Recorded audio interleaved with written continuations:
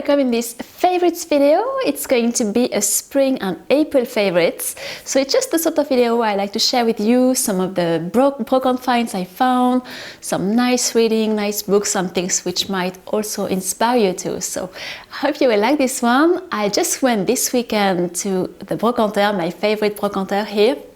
It's a retired brocanteur. He has a huge warehouse, garage, sort of garage, with all the things he has gathered throughout his life, and I've discovered him actually before my February favorites video. Maybe you have seen this one. That's where I found a lot of furniture and really nice treasures too. I was there to try to find some tables, some stands, some little shelves, both for the studio and for my bedroom, but I didn't find that. I find totally different things, and I'm going to share them with you. And I also have really great books I read recently. I wanted to have a few more sort of reference book and inspiring books for my studio bookshelves, and I found those and I really love them. So if you like Marie Antoinette, and maybe you're interested by Joséphine, if you don't know who she is, I'm going to explain all that and tell you why these books are really, really great. But maybe first I'm going to share with you my treasures from the brocanteur. All the things I'm going to show you, I just tell you that because it's just a funny game when you go to the brocante. I'm not a bargain person, I hate that. So I just always hope the person who is selling her things is not totally cheating on me or trying to take advantage of me. And here, this person, I really appreciate that because he doesn't do that at all.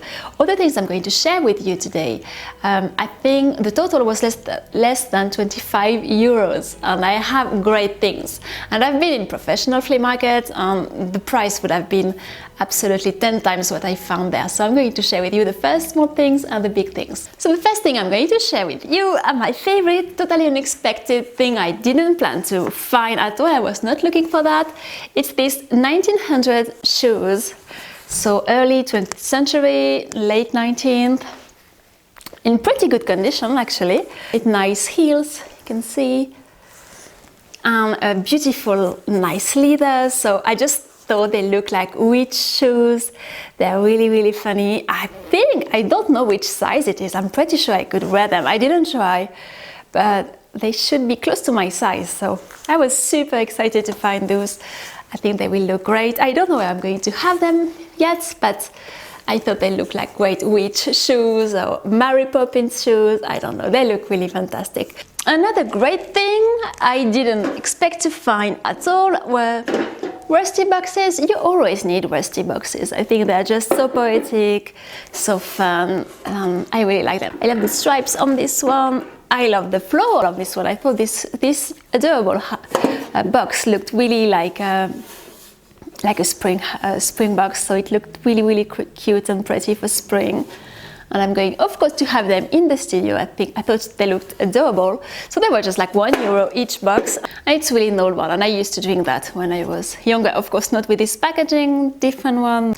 I also found this old trim lace. I thought it was really cute. I'm not a sort of mixed media thing. I'm not going to use them in my art at all. I only use paper, so I will never use that. But I thought sometimes to wrap my parcels for home projects, it's going to be something I will definitely use in home projects. He also gave me a lot of that.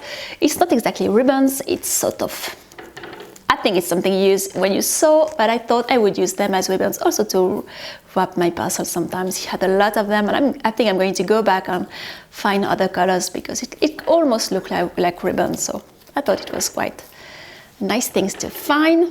And those are also frames. Those two ones are old frames, and this one is not really old, fake old, but I was really looking for frames. I'm really looking for things to frame all the pictures, the engravings I want to have on my walls. I still don't have a lot of things on my walls, and I was looking for things, especially for the things I brought back from England, for my trip to England in January, and I wanted to have some nice frames to frame them. And I found those. There was this one which I didn't clean yet, the First World War soldier, and I'm going to remove him and add another thing inside. And there was this was what was inside this one, and I thought it was really cute. It's a paper for someone who won a prize. He was a worker and he won a first prize for his garden. So I thought it was really cute, and the picture was really pretty. And it's Claudius Verdier who won this prize in 1930, and I thought it was just fun. I'm not going to have him on my wall, this paper, but I will keep it. And I also found this little thing with this. I love the wheels, the wood wheels. I also clean it. This one, it looks a bit, the wheels look really dusty, but they were clean. And I thought maybe the cat would like to go inside. I wasn't really sure. I thought I would find a use for it, that's for sure. I think it's quite fun. It's a bit damaged here, but just a cute little pram for anything, maybe for the cat or for another purpose. I will see, but I thought it was really lovely. So the other things I wanted to share with you, the other treasures, are books that can all be found online on Amazon or your favorite bookshop. I don't think they are available in English yet. That said, I think the Marie Antoinette one, which will probably be, because usually they end up being translated sometimes 1 or 2 or 3 years later. I don't know, but they're still very pretty book and very inspiring, even if you don't understand all the text. They are absolutely, the text is just so exquisite. I would recommend it, but if you can't, there are still beautiful books, so I'm going to share it with you. So the first one was released last year. It is the cloth description of the cloth of Marie Antoinette in 1771. Before she was queen, she was still Dauphine at this time. She arrived in France not a long time ago, and this is before she was queen, so in 1771. And Mathieu, I think it's someone who works at Versailles, not really sure what he is at Versailles, but he has found in archives a description, precise descriptions, the description of hundreds of clothes, dresses, all sorts of clothing, also pieces of furniture, and it's really interesting. It's very precious. We don't have clothes nowadays which have belonged to Marie Antoinette. We don't have that, but we have the descriptions at least. So it's very interesting, and it's a very beautiful book. So you have lot of juicy details about what happened to her clothes, for example. It's really a book about people who love costumes, history of fashion, history of costume. I think if you love these sort of things, you would love the book. And how she loved dresses, how she didn't like that very much at the beginning, how she had no control of what she was wearing, what happened to her clothes. Marie Antoinette, for example, I didn't know that she could wear her clothes several times. It wasn't only once. I was thinking maybe they only had one cloth, one dress once, and it was, I don't know, put to the trash maybe.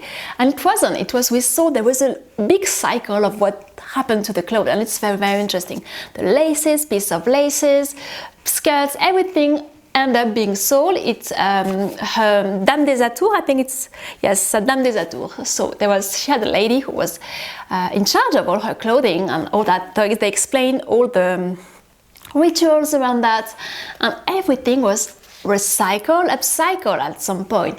So things were sold, the dresses, beautiful dress was sold. If they were too sophisticated and nobody really could wear that, the real world, they would put things separately, try to use upcycled parts of the dress for maybe pieces of furniture or other things. It was reused in every way. And I thought that's so interesting in this world. We are living in the most crazy world for fashion, really. We know this is the most biggest pollution for the planet.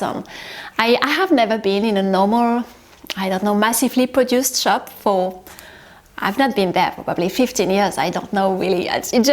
It just disgusts me completely, all this super low quality clothes and all that, how people are excited about this low quality clothes, and I don't know, it seems so depressing. And this, you would imagine that at the end of the 18th century, the clothes were not put to the trash, they were all used at some point. Also be used to make some paper paste, paper clay, paper pasta, paper something. It was reused, everything was reused. So it's so interesting these days we are living in, where everything is used one season and put to the trash, and just so embarrassing for the planet and all that, and not everything was recycled. And I thought in this where we try to make a better use of what we have. It's so interesting to know that Marie Antoinette's dresses, they were all used and were sold, and normal people could end up having a piece of Marie Antoinette's dress, some lace she wore, all that. So this book is fascinating. It's all about that. So you have the precise description of the clothes, la garde-robe which have been found. It's a beautiful object too, so you can remove the little thing here. I'm just going to show you quickly how it looks like. You have this beautiful side here, and the paper is very pleasant to have under your fingers. It's just a beautiful object. So I will link under the video the link to the website of Le Château de Versailles, where you have a description of the book, and it will give you a taste of what it is. I think it's a translation of this site, but for the moment I didn't find an English version of it. So another book inspired by this season, the spring season, is this one, which was published 4 years ago. It was published because it was the anniversary of this lady's death, actually, Joséphine. So I'm not sure if Joséphine is as known, I probably don't think so, than Marie Antoinette. When you say Marie Antoinette, everybody knows who she is, what her life was, all that. Joséphine, probably not so much, but maybe you know her husband at least. So she was Napoleon's wife, his first wife, but his main wife. It was the lady he loved the most. So she was the Empress of France for some time. And she's such an interesting character. So I'm a huge fan of the First Empire, of Napoleon. When I was a teenager, I had portraits. I made copies of Gros, David's painting from Napoleon on my walls. So that's a period I really like too. So I found this lady so interesting. And this book has been published because they did an exhibition at La Malmaison, which was Napoleon and Josephine's house. You can still visit it. It's a museum now. And it's very nice and very interesting. And they did this exhibition in 2014, which was all about the passion for Joséphine for flowers and birds. And I had no idea of all this side. It's just also, as I say, for the costume, the Marie Antoinette dresses, it's the side of history I adore. I so wish we learned this side. Sometimes at school we only learn battles and days and all that. All the boring parts, and you never learn the juicy thing, like the very interesting things. So just the same, this book is super pretty. I love it's mainly pastel and watercolor, things like that. It's very delicate, it's a very beautiful, delicate book. And there's not tons of text. It was super interesting to read. And it's just about her passion. So when you learn history, you would learn maybe, I don't know, you probably learn a different side of things when you are abroad. From France, we would learn the nice battles, all that, not too much the defeats, but we have to go there sometimes, but you never know. And every time Napoleon went somewhere to fight something, she would ask him to bring back birds and animals and something typical of these countries, and especially plants. She was very, very, very smart and she was a scientist almost. I like Marie Antoinette. She was just this lady who seemed a bit, I don't know, maybe not as smart as Joséphine. She was a gambler. There were sides of her I don't really like about Marie Antoinette, really. Joséphine, she's just really, really smart. Of course, she arrived after her, and she doesn't want to imitate all her flaws and all the mistakes she did. So there are things she didn't do exactly the same thing. She just spends as much as money as her. That's something I will share with you in the other book. But this one is really about her passion for flowers and birds.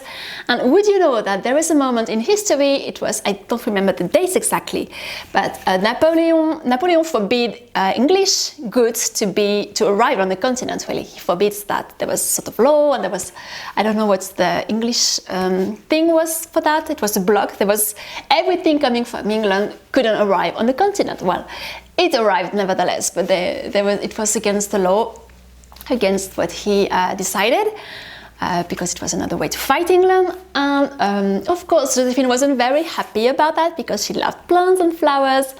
And she so wished to have some plants from George III. So it's so funny to know that she didn't really agree with her husband's decision, and she was so unhappy not to have the plants from George III's garden, which seems really amazing. And she also supported a botanist, a British botanist, to go in the southern hemisphere. She paid him with the botanical in British organization, I think. I don't know how would be the title of that, but she paid half of the very, very, very important amount of money so that these British botanists would go in the southern hemisphere and bring back nice flowers. Of course, Napoleon didn't know anything about that. So she was a fascinating character. I didn't know any of this side of her. She had a passion for birds.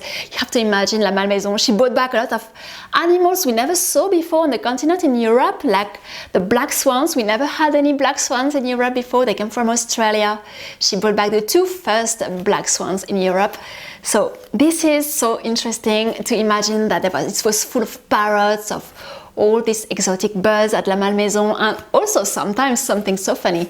I think it was in Les Tuileries, Napoleon had a sort of council with his ministers and all that, and a little further in the building there was one of his Josephine's parrot, which belonged to her maid. She gave the bird to her maid, and he was saying all sorts of crazy things very, very loud, and like calling Napoleon with his name Bonaparte and saying it really, really loud so that it would disturb the council he had with his ministers. And it's so funny to imagine that. So he just had to stop and to say, who is calling me like that? And just the same, it's not something you would learn at school. Of course, it's maybe not very important, but I find that just juicy and so fascinating. Just to continue about Josephine, I'm not going to bore you with her, but I bought this one too, which was in the same collection than my Marie Antoinette. So this one is available in English. It's a book I had for years. It had been offered to me by a client, friend, and I love this book. I open it all the time. And I wanted to have one or two more in this collection because they are really well made. They're just inspiring. You open a page and you will be inspired at once. So I found this book really inspiring. It's really made the same way than the Marie Antoinette. You have some beautiful pictures, a lot of interesting details of history. It's only the very interesting juicy details, the love letters, you have everything. You have some little stories I didn't know at all, where she was almost drowned in a lake at the end when she was divorced. She was almost drowned in the lake. Where maybe you have seen a vlog I've made in February, and I was just visiting my family in Savoie, and I came back with the train near a lake, which is the Lac du Bourget, which is a beautiful lake we have here. It's the biggest lake in France, and she was visiting this part, and she almost get drowned in the lake. And Napoleon had this funny sentence. He said, pour une habitante d'au-delà de l'océan, mourir dans un lac, c'eût été fatalité. For a lady who was born in the other side of the ocean, she was born in the Caribbean, French islands, in La Martinique, dying in a lake would have been really doomed. That's really fun. So she had to have fun in Switzerland too. So yes, that's all these very interesting details of history, and you have a lot about her lace, her debts, how Napoleon was cleaning her debts every 3 years and she was still getting worse. He also forbid all the perfumes, the fashion, which would call it marchand de mode, or the ladies who were selling their laces. They couldn't access her apartments. She was so crazy and so impossible to resist anything. He had forbid all these ladies to go, and the man also, these merchants, to go close to her apartments, because she would just spend everything she had. She almost also borrowed money from her children. I didn't know that. She just didn't care really. She just wanted to have fun, and you had these just beautiful details with the things she owned, and these beautiful shoes, leather shoes. And yes, it's just great. It's really great. If you like this period of history, it's just fantastic. Thank you so much for watching this favorites April Spring Favorites video. Let me know if you have found some good old rusty box, or if you have been in any sort of brocante lately, or flea markets, or whatever. Also, if you have some book recommendations, maybe period books, I recommend all of those. I have others I will share in my next favorites, maybe in June, maybe. But for now, I would recommend really those, even if you can't speak French. I will have everything linked under the video if there is a way for you to find them. I will also link the page on the Château de Versailles, where you have a translation of the Marie Antoinette summary, so you can at least see what it's all about. For now, I'll leave you here. I hope you had a great Easter with your family, or with your friends, and I will see you very soon. You can give a thumb up if you like what you saw, and you can subscribe to the channel if you don't want to miss the next videos. For now, I leave you here, and I wish you a beautiful day.